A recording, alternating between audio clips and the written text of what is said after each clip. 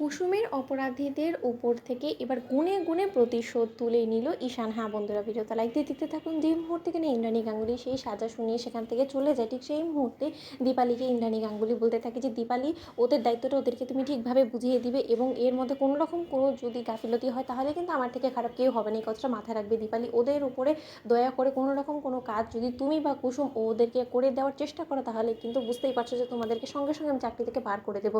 এবং কুসুম এই কথাটা মাথায় রেখো, আমি কিন্তু তখন তোমার কোনো রকম কোনো ক্ষমা গ্রহণ করব না। অন্যদিকে এই কথা বলা মাত্রই যখন দীপালি ঈশানের ছোটো কাকিমণি এবং দেবলীনাকে রান্নাঘরের সকল দায়িত্ব কর্তব্য বুঝিয়ে দিতে থাকে এবং বলতে থাকে যে কুসুম এই সকল দায়িত্ব কর্তব্যগুলো গোটা দিন জুড়ে পালন করে এবং ওদেরকে এই খাবার তাকে এই খাবার এই সকল পদ রান্না করে। ঠিক সেই মুহূর্তে দেবলীনা বলতে থাকে যে you Dipali, how dare you, এবারের হবু বউ হতে চলেছি আমি এবং আপনি আমাকে অর্ডার করছেন, আমার লজ্জা করছে না এই কথাগুলো বলার আগে? অন্যদিকে সেখানে ঈশান চলে আসে এবং আসা মাত্র বলতে থাকে যে না, বিন্দুমাত্র লজ্জা করছে না, কারণ দীপালি পিসিকে স্বয়ং দেবী মা আদেশ করেছে এই কাজগুলো তোমাদেরকে বুঝিয়ে দেওয়ার জন্য। এবং বাই দ্য ওয়ে দীপালি পিসি, তুমি কিন্তু একটা কাজ করতে ভুলে গিয়েছো, সেই কাজটা আমি সম্পূর্ণ করে দিয়েছি। অন্যদিকে যখন স্টাফদের সেই শাড়িটা দেবলীনাকে একটা এবং ঈশানের ছোটো কাকিমণিকে একটা ঈশান বুঝিয়ে দেয় এবং বলতে থাকে যে চট জলদি যত শীঘ্রই সম্ভব তোমরা ড্রেসটা চেঞ্জ করে ফেলো, কারণ ছোটো কাকিমণি তোমার মনে আছে যেদিন কিনা কুসুম এই কিচেনে এসেছিলো তখন তুমি কিন্তু কুসুমকে ওর যোগ্যতাটা বোঝানোর জন্য তুমি বলেছিলে যে কুসুম এবারে যারা কিনা রান্নার কাজে থাকে তারা এই শাড়িটা পরে কিন্তু রান্না করে, এবং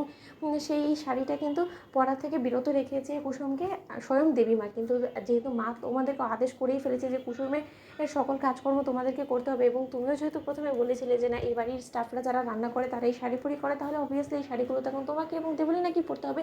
যত শীঘ্রই সম্ভব তোমরা এই শাড়িটা পরে চলে আসো এবং কাজে লেগে পড়ো, কারণ আপনারা লাঞ্চ টাইম হয়ে আসছে এবং লাঞ্চ টাইমে মা কোনোভাবেই লেট হওয়া কিন্তু পছন্দ করে না এবং কুসুম দায়িত্ব নেওয়াকালীন কিন্তু কোনোদিনও গাফিলতি করেনি এবং সময়ের এক বিন্দু নড়চড় হয়নি, তাই তোমাদের কিন্তু সময় নড়চড় করা যাবে না, তাই লেগে পড়ো। ঠিক সেই মুহূর্তেই দেবলীনা বলতে থাকে যে খুব বেশি উঠছো তাই না ঈশান, তুমি জানো না যে এই দেবলীনা দৌড় কত দূর? দেবলীনা যখন নিজের আসল রূপে চলে আসবে না তখন সব কিছু দাও দাও করে আগুন ধরিয়ে দিবি, আমি বলে রাখলাম।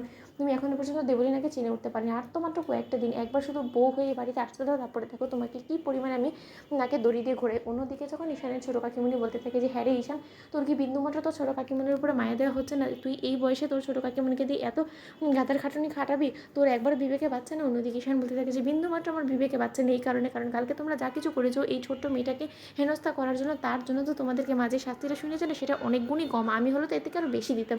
তাই মাকে ডেকে এখানে হাজির করার আগে যত শীঘ্রই সম্ভব তোমরা চেঞ্জ করে কাজে লেগে পড়ো, কারণ কাজে যদি তোমাদের দেরি হয়ে যায় তাহলে নিশ্চয়ই বুঝতে পারছো যে মা কিন্তু সময় নড়চড় করা একদম পছন্দ করে না, এবং এটা হওয়া মাত্র কিন্তু তোমাদের শাস্তির মাত্রা আরও বেশি দ্বিগুণ হয়ে যাবে।